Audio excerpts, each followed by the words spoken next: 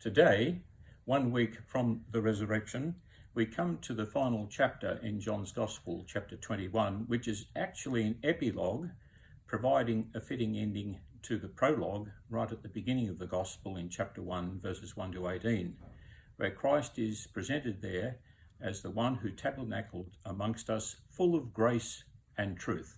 And we find those elements coming out in this final story before us today in John chapter 21.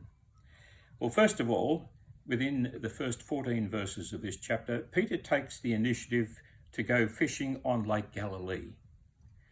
And it's an all-night fishing trip, we are told, and apparently the best time to catch fish, in which they had actually caught nothing, which is really shades of an earlier story found in Luke's Gospel, chapter 5, verses 1 to 11, when they had toiled all night and also taken nothing. And then they had actually found Jesus on the shore doing other things at that time.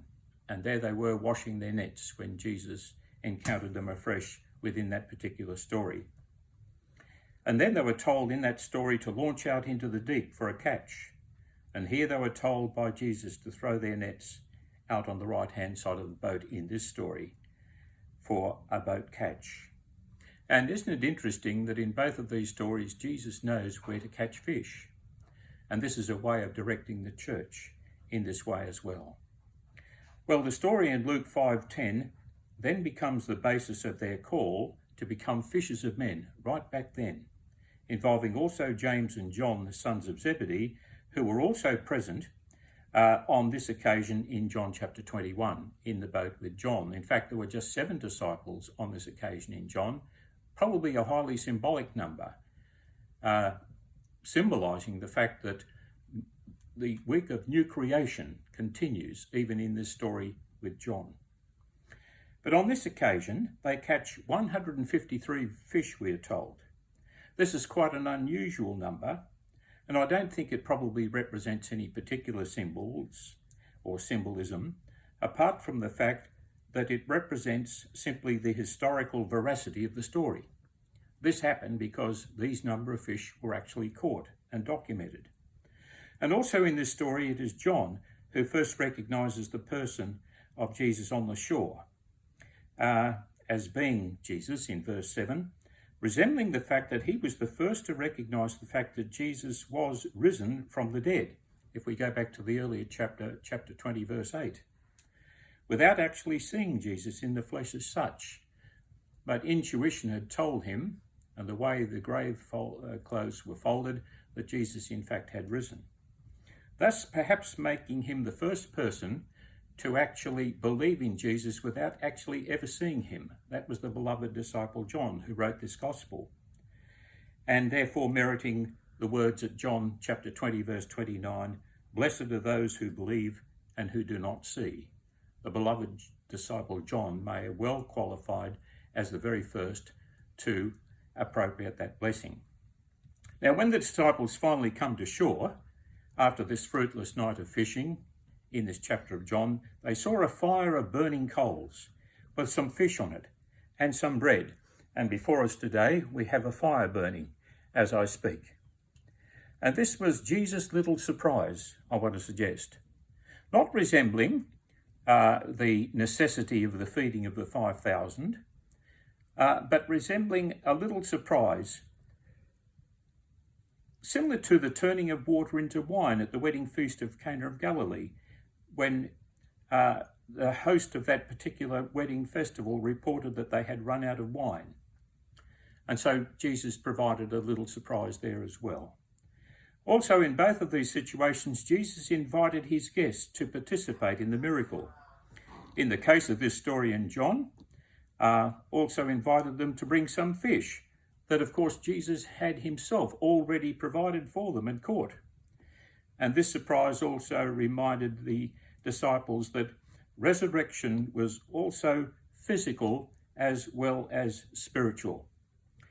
But it set the scene for the middle section of this chapter in verses 15 to 19, where Jesus was able to set the atmosphere for Peter's threefold restoration, recalling that courtyard fire at night, when Peter denied his Lord 3 times. Possibly the smell of the charcoal of that fire was still lingering in his nostrils, as Jesus now trusted Peter to participate in his own shepherd role in terms of nourishing and caring for the lambs, and the lambs being new converts. Of course, when Jesus said, "Do you love me, Peter, more than these?" he was probably referring to the fact, do you love me more than these disciples do, your fellow disciples? Going back to Luke chapter 13, verses 36 to 38, where Jesus pointed out that it was Peter alone who said that he would go all the way to death for him, if that was necessary. And of course, Jesus predicted that that would happen back then, but it wouldn't happen then because of his threefold denial. And now I believe that passage is being turned on its head here, in that Jesus now restores Peter through a threefold restoration of that threefold denial. And therefore he's asking him, do you love me, Peter? Are you prepared to fulfill, in fact, that promise you made to me back there, in the sense of loving me more than these others do? Well, that is quite profound, isn't it, in terms of Peter's role here. And Peter is therefore entrusted to participate in Jesus' own shepherd role now, in terms of nourishing and caring for the lambs, as well as for other sheep of the flock.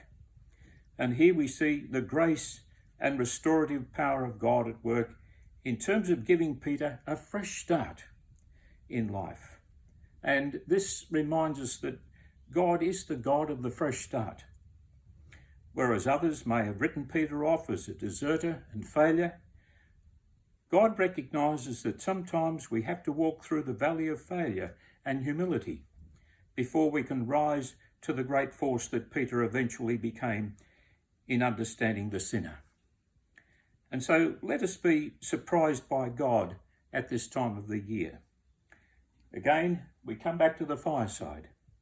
Let us be surprised by God's fireside meetings in our lives. And if they are anything like Peter's fireside meeting, then we will also be, in fact, encouraged to shepherd God's sheep and to follow Jesus in the way of the cross. And, as the end of this gospel points out, to set our goals in following him, not in terms of comparing ourselves with others, but in looking to Jesus and making sure that we follow him in the way of the cross. So may this fireside meeting be an encouragement to us that God continues to surprise us too in life with these fireside meetings. And we may be surprised what he will continue to say to us. So may God bless this meditation today on this passage in John 21, and may we continue to walk in his fireside blessings. Bye for now.